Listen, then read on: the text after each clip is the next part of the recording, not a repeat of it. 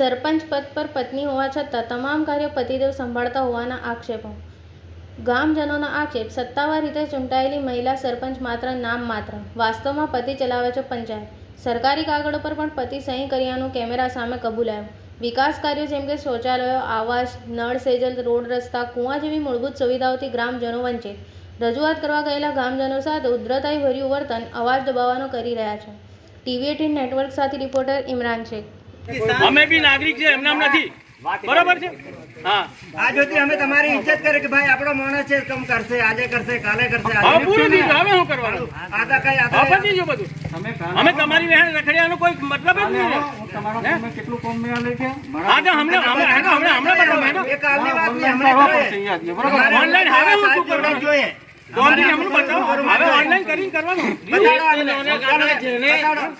પંચાયત કરો, ચાલો એની અંદર તમે ઉપરનું છત બી નથી કે નથી, એની મય પાણીની ટાંકી તો હગવા કેવી રીતના જશે? યો ફતરા ઘસે મય મને કહો.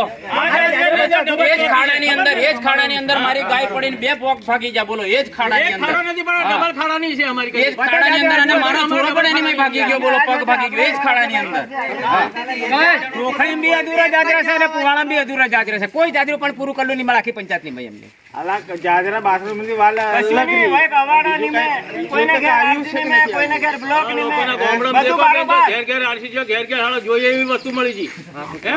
તમારા કોળીના પુવાણા ની અંદર એટલું જ નહીં મળી, તને નહીં મળી કશું.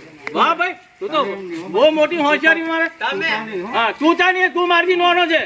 હા, તું તાની, આજે મારે તને બોલવું પડે, કેમ કે મેં ભણેલો જરૂર નથી.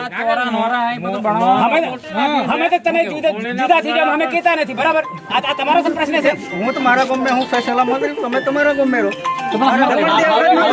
હવે બધું પતી ગયું, આ બુદ્ધિ નાખવો પડે.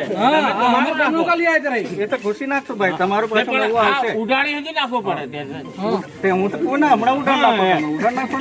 તલાટી તમારી જોડે એટલે મને કીધું કે મહારાજ ચૂંટણી કાર્ડ લાવ્યા, આધાર કાર્ડ લાવ્યા, રેશન કાર્ડ લાવ્યા. તો હા એમ એમને આ લીધું એટલે એમને દાખલો તૈયાર કર્યો.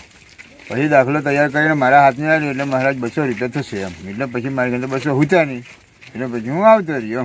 આ બુધવારની કે મંગળવારની વાત છે. 200 રૂપિયા શેના લીધા તમારી પાસે? એ જ જોવાની વાત છે ને, આપ્યા તમે આવકના દાખલા માટે એમ. પછી પાછો દાખલો પછી થોડી વાર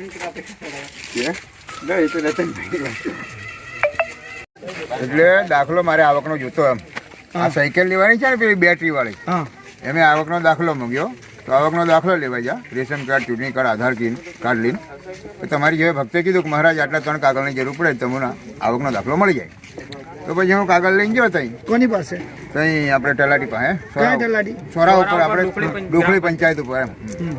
એટલે પછી અમને દાખલો કાઢી આપ્યો મને, પણ દાખલો કાઢીને હાથમાં આવેલો. પછી મહારાજ 200 રૂપિયા થાય એમ. 200 રૂપિયા શેના થાય? એટલે નહીં પૂછ્યું, એમને નહીં પૂછ્યું, પણ કે મારી કાંઈ પૈસા નથી હમણાં, મને મળે કાલે કે પરમ દિવસ હું પાછો દાખલો લેવા આવું એમ કે હું આવતો રહ્યો. તો તમને 200 રૂપિયા માટે દાખલો ના આપ્યો? ના આપ્યો. શું કીધું? ના નહીં મળ્યો ને, હજુ જ છે તો એમ ચોરા ઉપર. ક્યારે ગયા હતા તમે? અમે બુધવારે કે મંગળવારે એવા ગયા હતા. હા, તમારું નામ? સુમંતભાઈ ગુપસિંહ, કઈ નામ?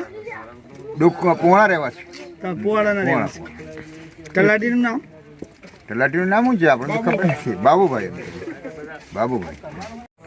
મારું નામ પટેલ હંસાબેન રાકેશભાઈ. હું કોળીના પુવાડા પંચાયતમાં ડેપ્યુટી સરપંચ છું. અને આ મારું કામ છે સામૂહિક શૌચાલય. એમાં મેં મારા પોતાના ખર્ચે કામ પૂર્ણ કર્યું હતું. અને 2/10નો ચેક આ કામ 21-22માં કર્યું હતું.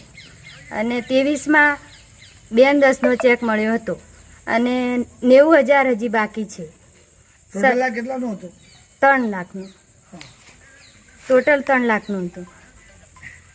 તો સરપંચને વારંવાર રજૂઆત કરી પણ પૈસા આપ્યા નહીં. 90,000 હજુ બાકી છે. તલાટીને કહીએ તો તલાટી સરપંચને કહે, અને સરપંચને કહીએ ને તો સરપંચ તલાટીને કહે. બેઓ એકબીજાને માથે પાડે છે.